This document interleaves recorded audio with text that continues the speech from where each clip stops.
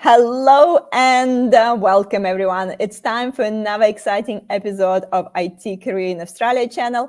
And tonight's topic is front-end, back-end or full stack, navigating your career path. So join us for the panel discussion around software development career paths, where our speakers delve into the unique roles and responsibilities of front-end, back-end and full stack development. So we illustrate the difference and overlaps between those paths. Our panelists will share their personal experience and career journeys, providing some insights into the skills and challenges associated with each path.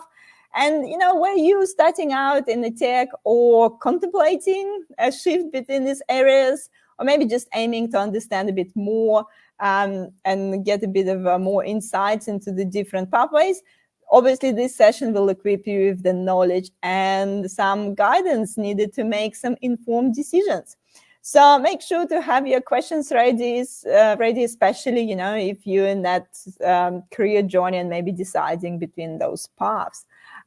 Also, please, as usual, don't forget to introduce yourselves in the comments. Let us know what you do and join our conversation with your questions and comments, or at least say hi. At least say hi in the comments so we know that you're here and you're listening to us. So before I'll pass it on to our speaker to introduce yourself, really quick reminder that we're streaming on LinkedIn and YouTube. If you're watching us on LinkedIn, sometimes comments don't work as well. So please don't blame me that I missed your comment, because I probably just didn't see it because LinkedIn didn't show it to me.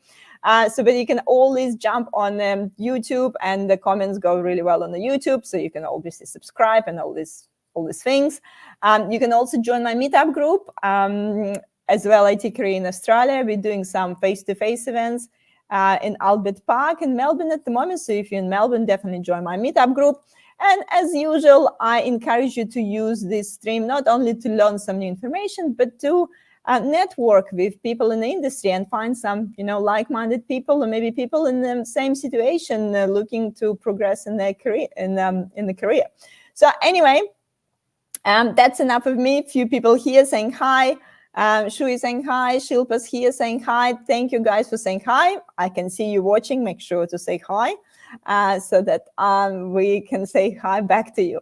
And it's time for our speakers to do a quick intro. So we'll start with Geshan, please. Hello, everyone. I am Geshan Manandhar. I've been a software engineer, mainly focused on backend for more than 15 years. Apparently, I've worked in 3 or 4 continents by now, 10 years in e-commerce.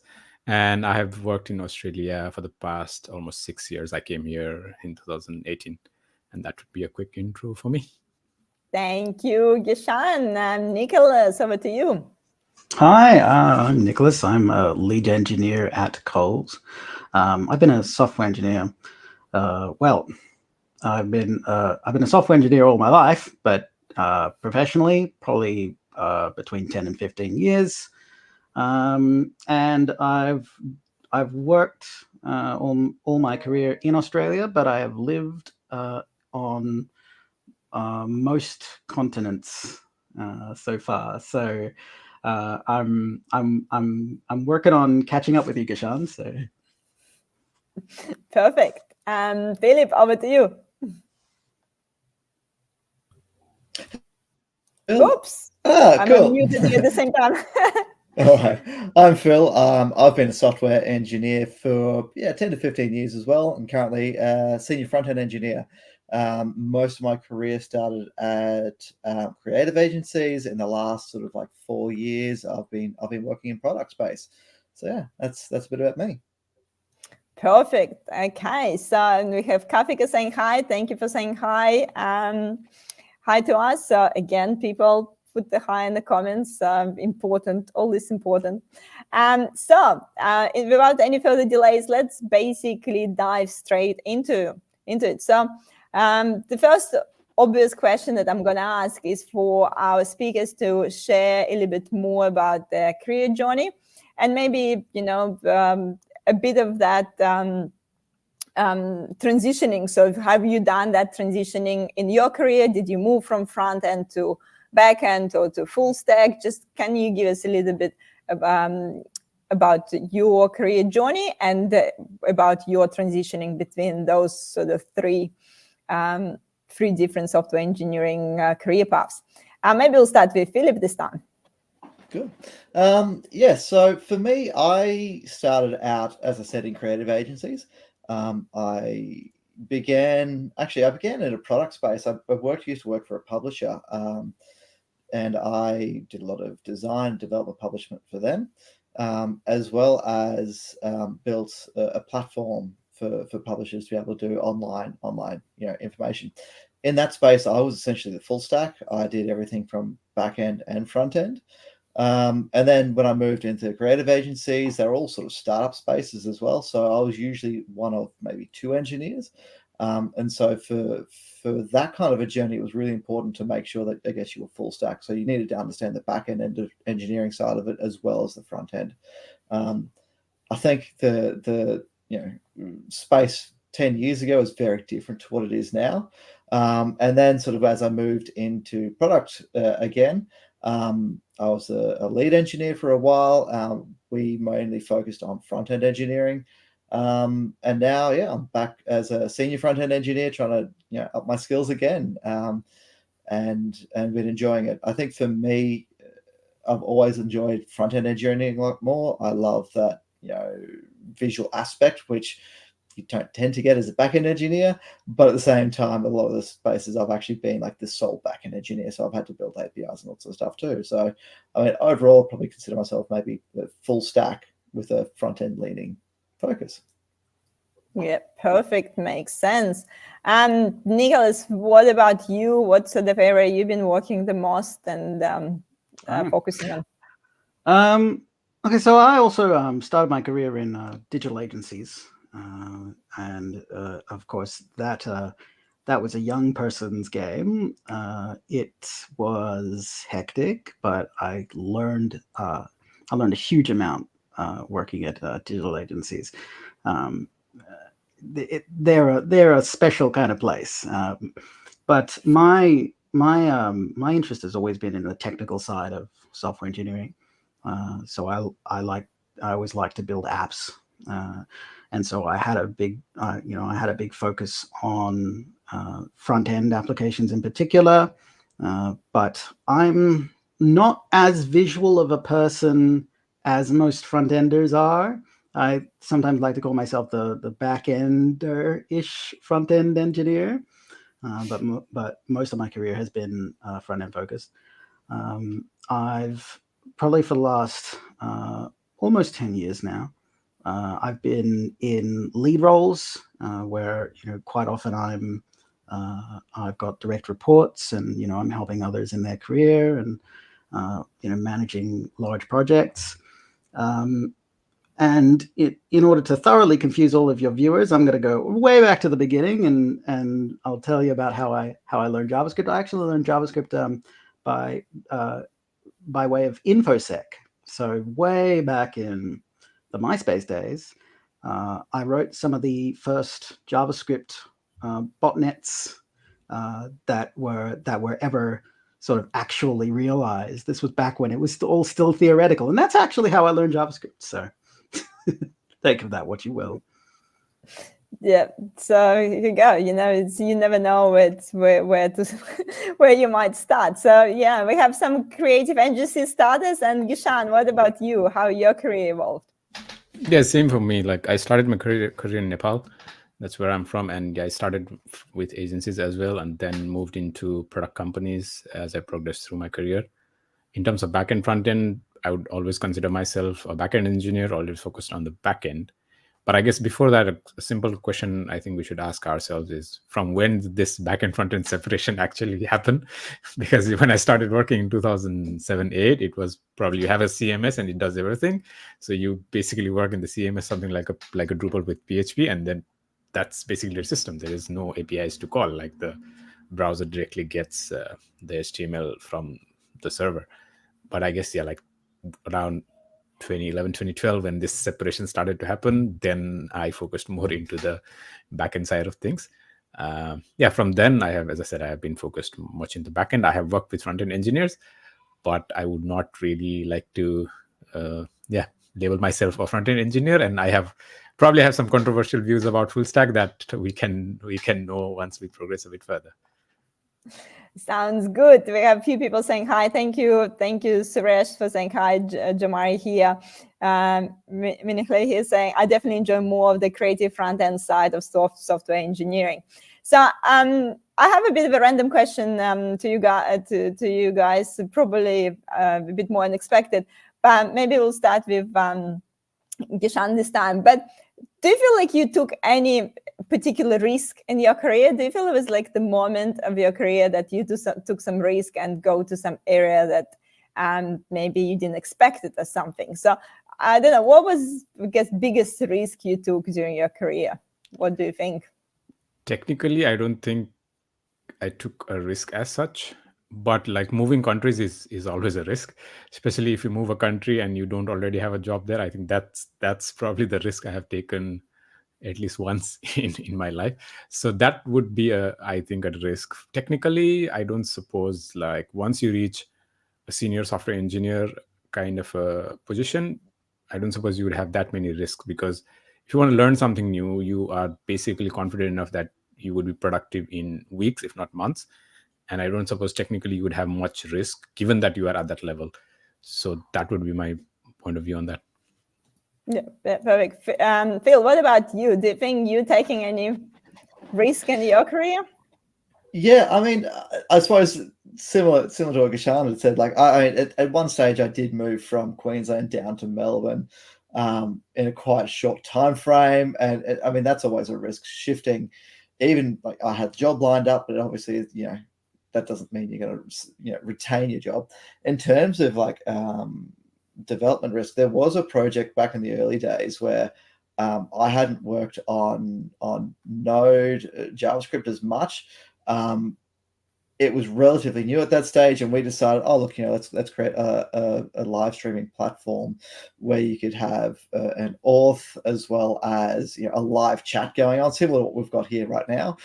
So we kind of built that in the early days on a language that I wasn't as familiar with, and one of two developers working on it and releasing it to 700 people. It sort of worked. Day one was a bit hairy, but we got it stabilized and it worked. But that was definitely a huge risk for us to try and roll out a product to a client in a very short time frame on a language that we hadn't really production tested before.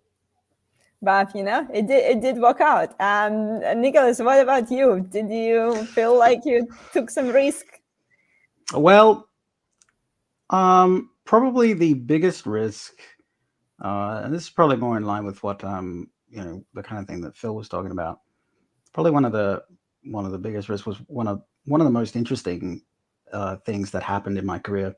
So I was working for probably one of, if not the largest healthcare company in the world at the time, and I had just recently joined. We were bringing in all of our software, like our web application engineering, in-house, which had all been outsourced to other agencies. So they brought me in and said, bring on a bunch of really good developers and give us a code base that we can build off of, and it was all well and good. They were doing a rebranding of the entire, like a refresh, a unification of the branding across all of their web properties that had been in the works before I got there, and they were and just after I joined, they were about to go live with it, and they had all the ads on TV all booked out and everything like that. And I remember a conversation that went along the lines of one of the high ups coming to me and saying, look, we've got this rebranding coming out and all of the pages are ready to go. The only problem is that we haven't done the homepage. And the global CEO was promised that we would have a homepage. And we're going live in 2 weeks. And please help. And I laughed because I thought they were joking. They weren't joking. So that was interesting. I had just hired a brand new developer who was like day one, and I'd been onboarding them. And I said, okay, hey, look, this is what we're going to be doing for the next 2 weeks. We're just going to wing it, and we'll see what we can come up with. I said to the business, I said, look, I can't promise you anything, but we'll try it. We pulled it off somehow, miraculously. I still don't know how, but I was absolutely certain that that new hire was not gonna be in the next day. Just be like, nah, sorry, can't do this. That was risky, but it all worked out in the end. So yeah, I'm sure we, I think the reason I also ask this question, because sometimes people feel like everything going smooth, then you have established career, you work for 15 years as a software engineer, but you always have some challenges, always have some new things coming up. So coming back to our main topic about that, actually differences between the front end, back end, and full stack development. So can you, I guess, outline from your perspective, what's the key differences between those careers and between those career paths from your point of view? And Nicholas, let's start with you this time. So what's for you? What's that main difference? I think I'm with Geshan in the sense that I also have some controversial views about back-end, front-end, and full stack. Number one, I don't believe that that there is such a thing as a full stack. I think you lean one way or the other. But I think we all of us have some amount of experience, however small, in, if we're a front-end developer, we have some experience doing some back-end stuff, especially once you reached a senior position. I would say that I think front end is really where a lot of the visual types go, but I mean, also types like me who are not visual, who like all of the front end developers I've ever known are all ex-graphic designers, and I'm not. I couldn't design a brown paper bag, I tell you. I could code one though, but somehow I just fit within front end. And then same thing, I know back end engineers who are very creative, who are very visual, who just like to work with data. So I think it's hard to draw any particular line. I think if you're doing visual stuff that's customers are going to actually interact with, like buttons that you're pressing and stuff like that, that's essentially front end, no matter what language you're working with, no matter what platform. And then anything that supplies data to it is, if you could effectively consider it back end. But I also sort of came of age back in the days of Apache and PHP and Drupal and all those sorts of things. And so I'm the same. It kind of all was all one and the same to me back then, before APIs were really a thing. So Yep, makes sense. Geshan, so what do you think? Do you need to be more visual to be a front end, or it doesn't matter? So what's the key differences? Yeah, I'll second what Nicholas said. Some of the things I'd add is the actual full stack engineers are very, very rare. Now, if the question is why, it's because if you just keep up with the JavaScript or the front end things that are happening, that is more than what you could do with a full-time work. And then if you want to do some backend as well, humanly a bit impossible. Same thing. If you are in a language, I don't know, Node.js or Python or PHP, whatever, and you want to keep up with all the things happening there, then also trying to keep up with anything happening on the front end, humanly a bit impossible. There are, as I said, very, very rare people who can actually do that. So yeah, as Nicholas said, you are either a backend engineer who can do front end, or a front end engineer who can do backend. And then the thing is, you need to focus on the task on hand. And let's say if you are a backend focused engineer and you also need to do the front end, then it's about communication. You need to communicate with your product manager or whoever is looking at the product, saying, hey, if front end engineer would have done this, probably it would have been done in 2 days. But for me, it's going to take 4 or 5 days because I am focused on backend. But as you want me to do it, I can do it, but it's going to take longer because this is not my forte. So if you look at it from that point of view, that makes sense. Again, going back to what Nicholas said, front end might not just be the web front ends that we see. For example, you could even consider like a simple mobile app front end, because it's just going to talk to another APIs. It's just buttons, screens, and things. So yeah, I think like that's where you need to figure out the balance. And as I said, I am not sure if there are actual real full stack engineers in the world right now who can do both things equally well. Even in my career of 15 years, maybe I've found one person or two which I can count in hand, but probably by now they have also taken one side or the other. It's more like, yeah, I'm backend engineer who knows about front end, can do some of it. I'm a front end engineer, but I could do some backend. So that is how I look at this. Identify, yeah, makes sense. Phil, what about you? So have you met those full stack engineers in your career? I actually think that this question would have been easy to answer sort of like 10 years ago. When we were using like the MVC framework, which most of the platforms did, you could separate out the back end logic from the front end. Like it was a model view controller. Like so you had views, which that's where your front end engineers work. But now that we've moved into an entirely new type of architecture of microservices, micro frameworks, and how that works, I think it's much harder to define what a back-end engineer, what a front-end engineer is, like what the other guys have said. I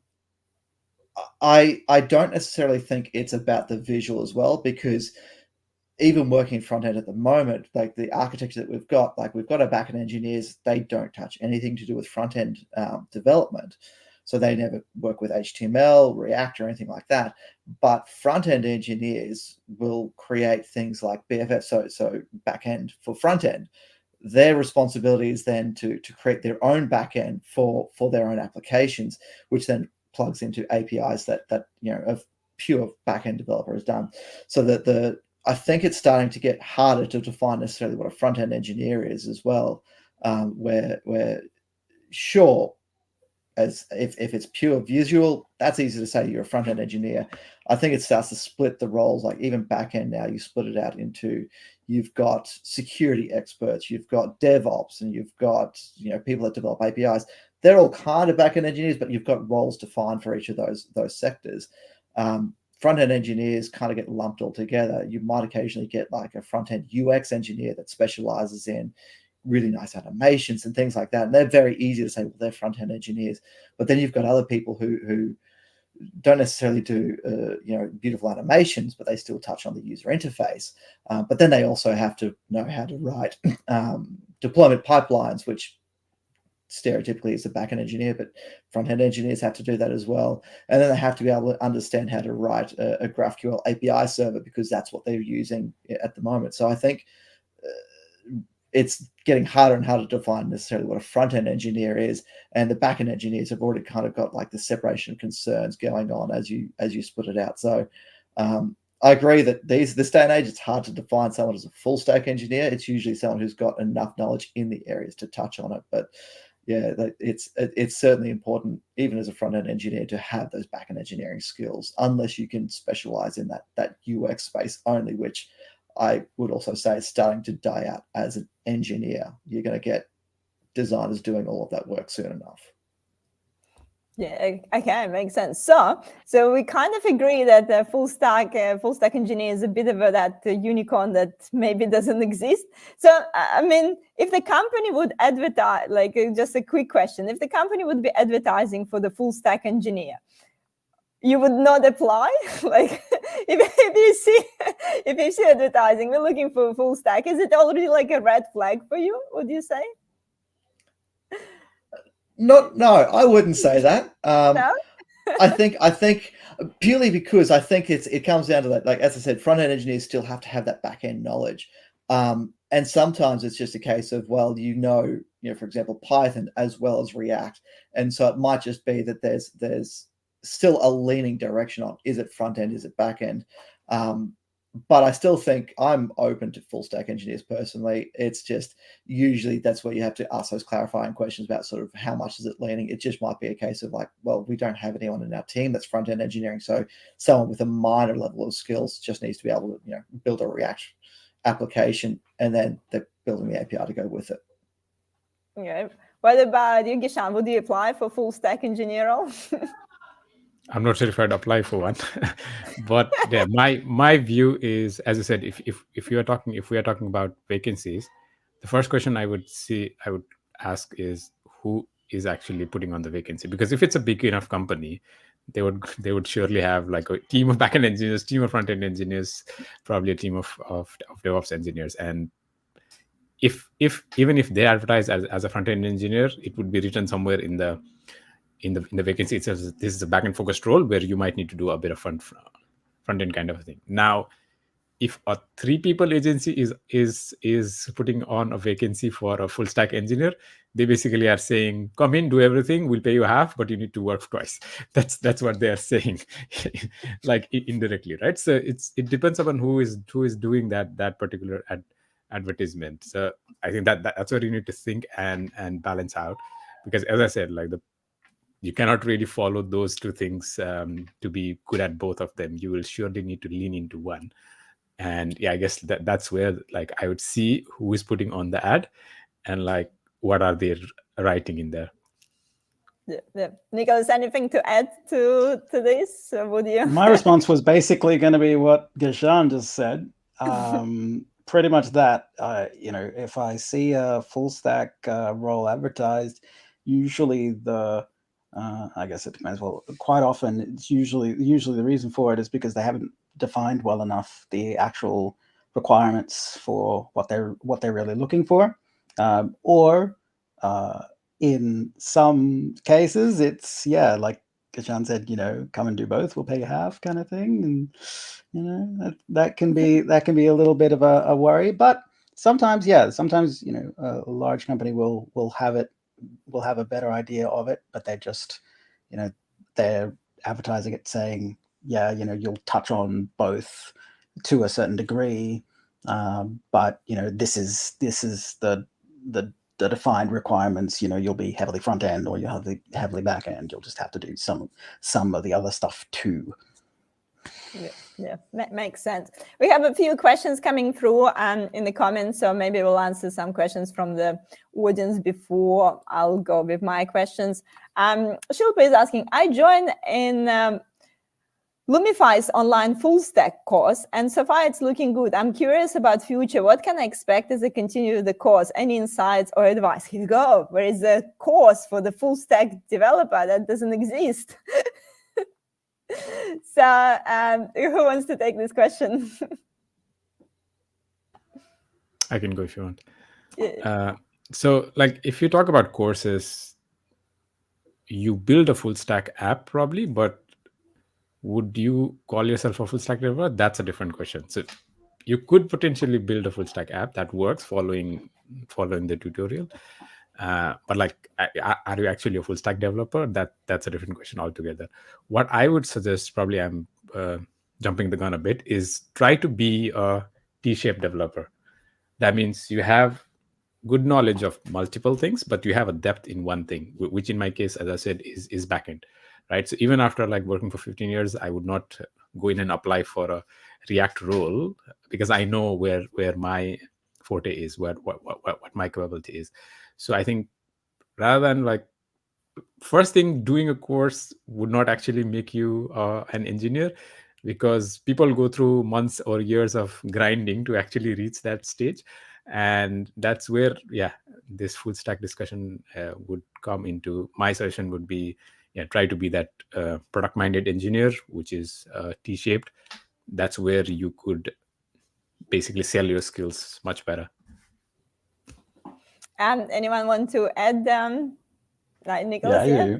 I just remember way back in the day, maybe not everyone who's watching this will remember this, but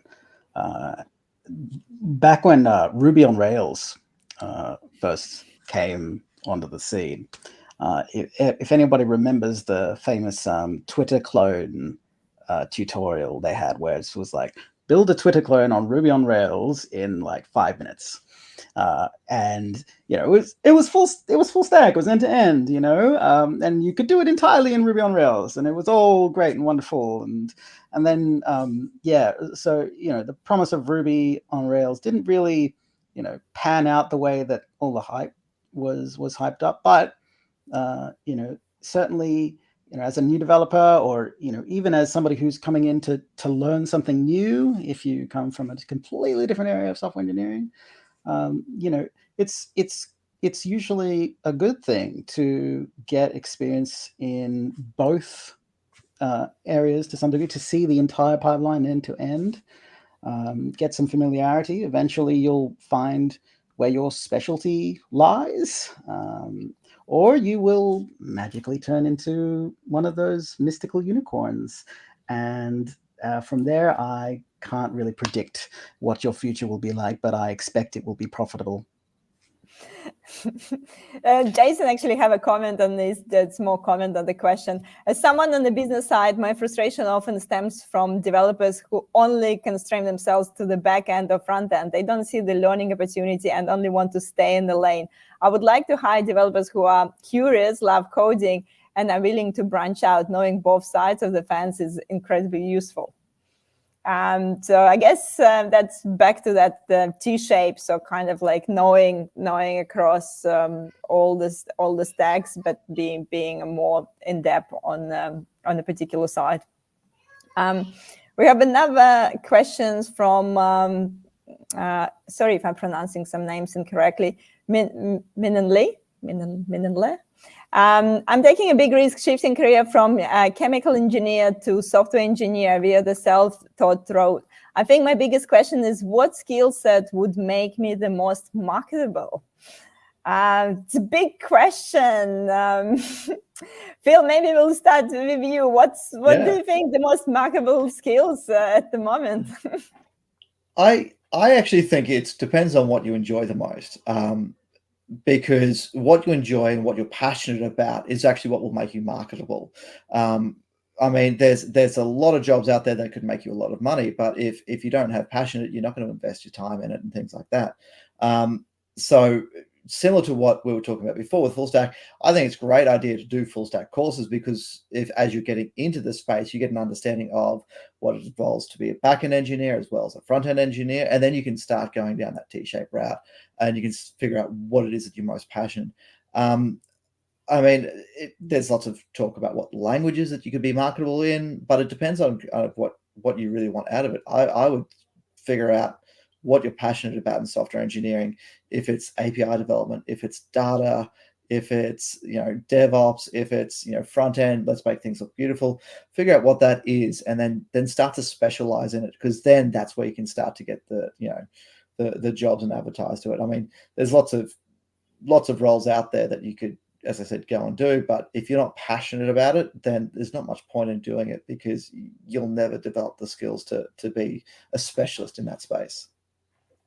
Yes, it would be good to have a crystal ball and just know, learn Python in the 3 years, you will have plenty of jobs. So, learn, I don't know, Kubernetes, you will always be in the market. So I think it's not, I guess it's not the case with the technology evolving so quickly. It's not like it's hard to pinpoint the exact technology, exactly what, Phil said. It's about what you're leaning more towards and passionate about. It kind of brings me to that sort of questions about what sort of factors should individuals consider when they're deciding which career path to pursue. So we already obviously mentioned that passion thing, but what else? What else people should consider? So maybe, for example, if it's someone like as example transitioning from another industry, but graduate, for example, as well. So you finish your uni in computer science. How do you decide if you should go to front end or back end, or maybe go and do some kind of like full stack role first to get exposure?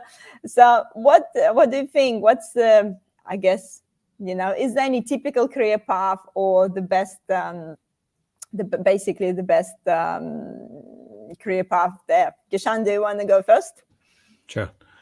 So I think the first thing for especially graduates, junior engineers, graduate engineers, whatever you want to call them, would be strong in the basics. Try to learn things that would be useful 5 or 10 years down the line as well. For example, if someone understands HDB and HDBS very well and how generally databases work, I mean, it's not going away, at least for the next 5 years, right? So think of things like those, and then be strong in the basics. That's like what you need. If you have a strong foundation, then you can build stuff on top of it. Number one. Number two, what I would say is, as soon as you have the word engineer behind your role, there are 3 or 4 things that are common on whatever engineer you are. For example, in this day and age, if you don't know Git and you are engineer, probably you're not an engineer. If you don't know something like Docker, I don't know, like at least you should have some knowledge. Maybe you are not using it day in, day out, but you should have knowledge on what's happening. For example, if you have the word engineer in your role and you are not or you don't use the CLI, whatever OS it be, probably you should learn like these kinds of very basic things which is needed for any engineer. And there are like a couple of things, especially for students and or international students. The visa situation, I won't go into that, but yeah, that's something that we should consider in this country, because many job vacancies clearly have that line saying only PR and citizens apply. So that's something that will take time for you to convert into. As I said, I'm not going much into that. The other thing is, you need to think about, how do I go from the bottom 20% to the top 20% of the applicants? If you think in that terms, then it's much easier or much more productive for you to get the job. For example, your CV needs to be butcher knife sharp. It can't be blunt. I have seen CVs which, like, is supposedly a junior, is 3 pages, and no one's going to read that, right? Because research suggests like CVs are looked by recruiters on an average 7 seconds. So if you cannot sell yourself in 7 seconds, that CV is not going to really work, right? So personal branding, for example, if I have 2 candidates, one has a blog, is writing about, for example, that particular candidate has applied for Frontend and is writing about React and stuff on their blog, has a very good, not a good, but has an active GitHub profile, and they are generally visible on LinkedIn. That candidate is already 30-40% higher than other candidate who has none of these. So it's a balance. It's like being strong in the basics and thinking. Also, probably what I would think is, try to think a bit out of the box. For example, if there are 100 job vacancies for front-end engineers, probably there are 1,000 people applying. But if there are only 20 vacancies for data analysts, a lot less people are applying, right? So you have to play a strategic game at this, because there are many engineers, many graduates, and if all of them go after the available 100 front-end roles, the competition is going to be very high. So first, you need to know the slices that you could go into: front-end, back-end, data engineering, DevOps, security these days, and what are these slices and where do I want to go? Where do I have my specialization? And I think those 3 or 4 things will, again, you need to think bottom 20. No, I need to go to the top 20% of the applicants. As soon as you are there, you stand a lot better chance. Yeah. Thank you, Geshan. Nicholas, what advice would you give? So, and actually, yeah, how people decide? So, if I finish uni and I need to decide if I'm going front end, back end, DevOps, data, like what I need to take in consideration to decide which direction actually to take. Well, let's choose between 3: full stack, backend. Let's not go even to DevOps, data, because But if I'm like deciding between these 3, how I can decide, where to go? Well, I really have to, in that respect, I really have to second what Phil said, which is I think ultimately the only thing that really determines where you go is what you feel you enjoy or are interested in the most. Now, the thing I like to explain to folks, when they talk about coding boot camps, or they're thinking about taking a coding boot camp, for example, I like to tell them, look, that's great. I think it's actually a really good life skill just to have, even just to go through it, but the thing to know is that if you're going to invest that money, into a coding boot camp, you need to understand that most people, I would suspect, I haven't looked up the statistics on this, please don't correct me on this, but I'd say a lot of people who go into those coding boot camps and come out of it again probably won't go on to have to have a long software engineering career, not because they're bad at it or anything, but just because it won't necessarily sort of fit with their interests. Software engineering is a creative process, no matter whether you're front end or back end, and it's a very intellectually heavy process as well. And if you don't enjoy the process of software engineering, you're very unlikely to actually enjoy being an engineer day to day. And that's going to hold you back significantly. Now, not being interested in being a software engineer is okay. It's okay not to be a software engineer. I know. I'm sorry, you guys. I'm letting the team down here, but I think if you do legitimately find it interesting, then that's step one. The most important thing is if you find it interesting, then you've got a really good shot, because not everyone in the world was sort of has that interest.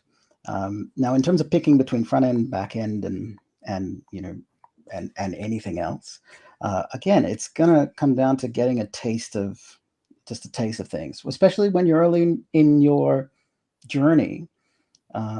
You're going to be, I'd say, you're going to be trying out a lot of things, and most things that you try out are going to be things that you've never done before, and you probably will never do again, and that's fine. But getting a taste of it, I haven't done PHP and Apache and things like that in probably at least 10 years.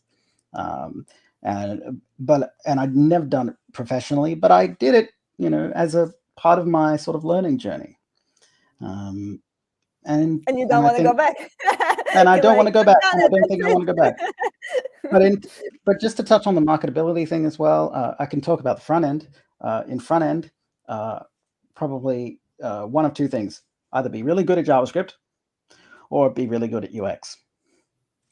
Big one. I mean, in JavaScript world, once you learn JavaScript, you can figure out most of the frameworks, except for Angular. Nobody can figure out Angular. But I didn't say that. Anyway, that's me. Here we go. Makes sense. Okay, so Phil, do you have any other perspective in terms of how can people actually pick if they should go to front end, back end, or full stack? Yeah, I think tap onto what Nicholas had said is get yourself exposed to the areas. I think creative agencies are underutilizing that, because I started out in creative agencies that were startups, and say yes to everything. It means that you get exposed to some of the biggest challenges that you'll ever face. You're going to get ridiculous deadlines. You're going to have clients ask you to do things that you think are absolutely ridiculous as well. But developing up those skills, you start to figure out how to then work with stakeholders, which is super important in product. You get exposed to dealing with crazy deadlines and requests, which are always going to come through. And you tend to find a fast path, not necessarily hacky, but you tend to find a fast path to getting the right solution. So I strongly recommend that, yes, you're going to get paid a whole lot less in those spaces, but you're going to get exposed to a whole lot more. You'll come out with a lot more knowledge and skills than you would be if you started out in product space, where you have to kind of pick a lane, and that's the lane that you go with, and you're only going to be exposed to back end or front end, which will make it harder for you in the future. If you can sit down and say, well, I know how to do React, I can get on top of that. I also worked on this project where we did some film stuff, and I got exposed to some of that. I worked on the back end, I worked on chat applications. You're going to be doing something new every couple of months. I recommend be open to that space. Yes, you won't get paid, the same, but the skills that you'll come out of it and the way that you'll develop as an engineer is going to be dramatically better. Yep. Perfect. Geshan, did you want to add something as well? Yeah, I have just one more thing to add on it. As you were mentioning, graduates and students, probably the first advice is to start early. While you are a student, start early. No one stops you from learn for the sake of learning. Learn for the sake of making something, right? But then if you want to make something a side project, make sure that it is something in your interest. For example, if you're into music, probably, and you play guitars, make a guitar chord, something, right? There you'll still have that enthusiasm to get it. And yeah, to answer how to get that feel by Nicholas, build something on your own, put it on GitHub. As I said, personal branding, same thing. And once you do it something, because I don't suppose you're going to get a job as soon as you pass out or while you're a student, because of various reasons, visa being one. And so if you have that, and once you pass out, then you have a better feel of, okay, do I want to go to front end or back end now? Because I've done at least a couple of side projects which I am interested in. I think that gives you a feel of where do I want to go now. That's yeah. I think we kind of agree that it's probably good to go a little broader in the beginning, so and experience different areas so that you can choose. And I think also in a lot of my recent discussions, when we especially talking about the evolving market at the moment and the layoffs and things like that, it seems like there is a more and more demand for that, like octopus skills. We're talking about the T-shape, but I call it octopus now. Then, like, you know, the person who who know a little bit of everything and have a few areas of the expertise. It seems like that market's sort of moving to that direction in a way, unless I guess you like a super expert in one really particular thing. Then I feel like majority of us need to be octopuses these days. I don't know, like do you agree with that, or the T-shape is winning still? I think Nicholas, T-shape still wins. Still wins. Okay. I think like I can speak to my own experience. Like I've often been the guy who knows a little bit of everything. That you know, everyone will come and ask me the question that you know, that everyone else says I have no idea what you are even talking about. I will at least know. Usually, I will at least know what you're. You know, the I will at least have heard of the thing that you're talking about. I won't be necessarily be able to answer your question, but there are a few things where there are only a few particular things where I'm really in depth, or at least I feel like I have a really in depth understanding of. And I think that is just, it's not that I intended it that to be that way. That's just how it ended up. You know, I followed what I was interested in, and that's, you know, that's kind of where I got to.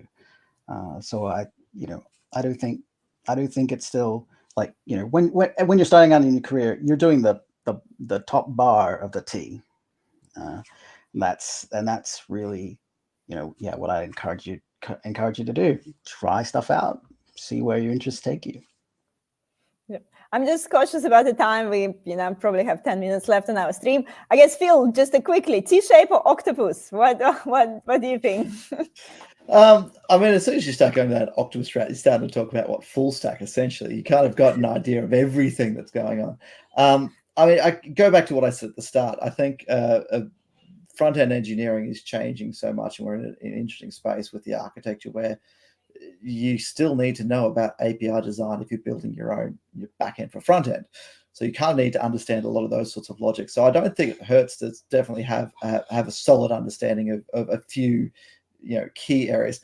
I still don't think you're ever going to know everything. Like I'm not a DevOps person. I couldn't write a cloud formation. I can do some basics of that sort of stuff. But I think there's still maybe, you know, maybe if we talk about T-shape, maybe there's a few downs, but there's still going to be one key direction that you're going to stick on. But yeah. Geshan, are you agree? Are you in the octopus team? Again, I think that goes back. I'll still stay with the T-shaped engineer more, product-minded T-shaped engineer, or even the pragmatic engineer, however you want to put it. I think the thing is, you'll need to be an octopus if you work for an agency or a startup. But that is a recipe for burnout if you are there long. Good to learn while you start, stay there, but probably not for 5 years, because that's just a one-way path to burnout, right? So yeah, if you start, you need to wear multiple hats. In a startup, you should be the octopus, but not for long. Then you need to come to a organized company which has that separation, and then by that time, probably in a couple of years, you know where you want to go, back in front end, if there is something called full stack or any other path, and then you go in and specialize. I think that's the thing. If you are an yeah, 4 or 5 years, basically burning There you go. We have few thanks here. Malekli saying, thanks for amazing answers. Love is here. Best friends forever. There you go. Love is actually recommended Geshan to speak in my live stream. Thank you, Lovey. And I think, guys, whoever listening to us, we probably will have one more. We can take one more question from the audience. And I have one more question here. In terms of, I guess actually I have a few questions, but maybe one with the quick answer. Maybe someone can give a quick answer. Do you think is quite like easy, probably the wrong word, but do you think it's quite easy to transition? You know what I mean? Like if you, for example, was doing like 10 years in the front end, and then you just really decided that you want to be a backend engineer. So do you think it's quite easy just to make this transition, or like vice versa, you've been backend engineer and then like in 10 years you're like, I'm just done with it, I want to be front end? Do you feel like that's a reasonably easy transition? Like how many years do you need to do it? You know, Nicholas, yeah, what do you think? Can I just step in here? No. But, yeah, it's about it depends, I suppose, at what point you are in your career. So I have once or twice gone in to sort of have a look at maybe becoming a backend dev, like going in for a backend dev role. But the level I was going for was same level I was at, which was senior engineer, right? But I realized very quickly that I do not cut that mustard at that level. Like you can't sort of walk over to, from one side to the other when you're at sort of the point like in my career, where you're already a senior in, say, front end or senior in back end, trying to go the other way. But it won't take you. A step back. You'll need to take a step back, yeah. But it won't be as hard or as challenging as I think it would be going from being a chemical engineer to being a software engineer. Chemical engineer, by the way, that's awesome. Can I be one too? That'd be cool. It sounds like a cool job, but anyway. I think that would be a hard transition to chemical engineer. Going to chemical engineer. I think we can't really just do boot camp and become chemical engineers here. So I think it's probably a bit more involved than that. Phil, like any quick comments about it? Like how hard the transition between, you reckon? I mean, I think it depends on the time frame in between. I definitely think that if you've been a senior front end or senior back end engineer for an extended period of time, it's going to be difficult to make that jump. But I think, as I said, like I actually think it'd probably be easier for a front end engineer who's working in the modern architecture to switch into a back end engineering if they kept on using something like TypeScript, than it would be for a back end engineer to move into a front end space, because I think there's a lot of knowledge that you get as a front-end engineer that just comes after experience and knowing different browsers handle different things. So, I mean, I'm sure that there's the same thing for back-end engineers, but for me, I've kind of switched between the two frequently. But I think it depends on how long you've been out of the other space. It's going to be much harder to maintain that level, and you probably are going to take a step down. But as I said, if it's something that you're passionate about, go for it and do it. Don't let that change your perspective. Always, figure out what you want to do and make that happen. Yeah, definitely. Robbie, have a question here. As I promised, one more question from the audience. I just started my first dev role working from home, front-end Angular for a tiny startup, 5 employees. What would be the best way to improve without a senior front-end dev to get feedback from? Who wants to answer this question? Yeah, I can have a go at that. I mean, for me, as I said, my career started out when I was sort of like one of 2 engineers. And I didn't, like, the first engineers that I worked with were actually offsite in a different time zone. So I never got a chance to work with a senior. It's a lot harder to improve. But that's where I think you need to start taking a look at what everyone else is doing in the industry and absorb as much information as possible. So read your blog articles, watch YouTube. If you're a front-end engineer, stop and take a look at how something's coded and actually do the browser inspector. But yeah, basically immerse yourself in what's going on around you from trusted sources. But otherwise, look to see where you can get a senior engineer in your workplace, because that will certainly help you progress a lot faster.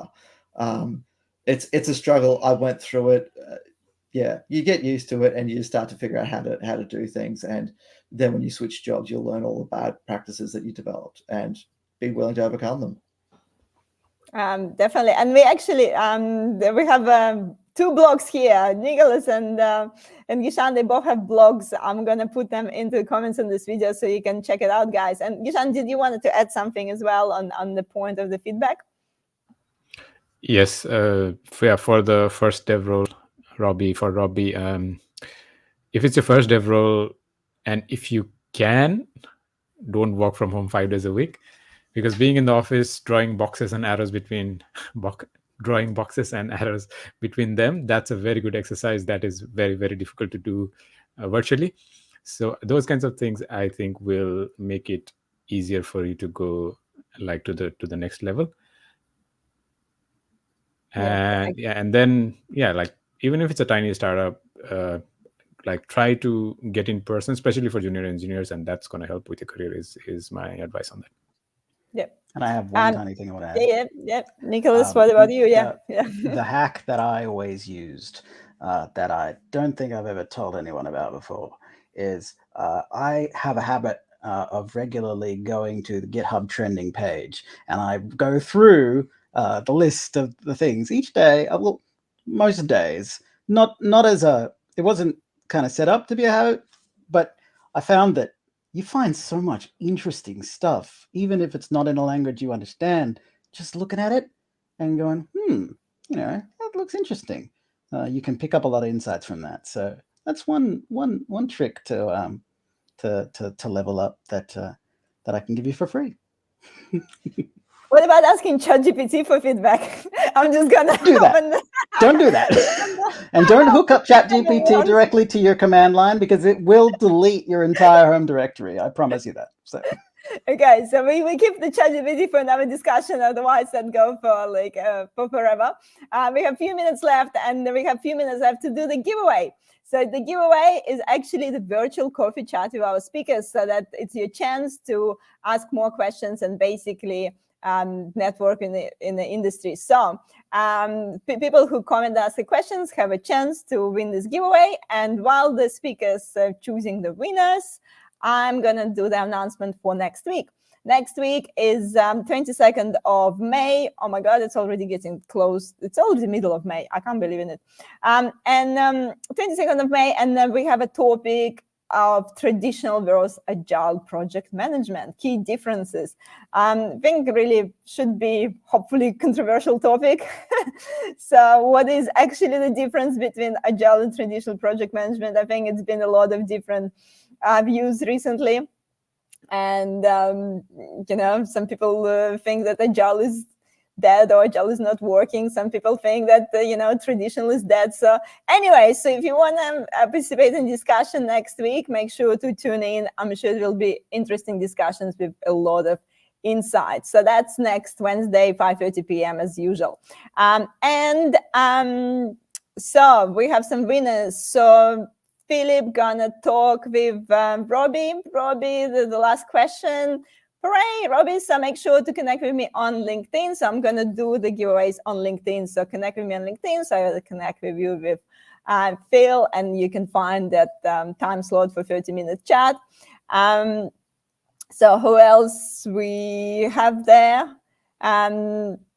Nicholas, you're gonna speak with the name that I can't pronounce, sorry.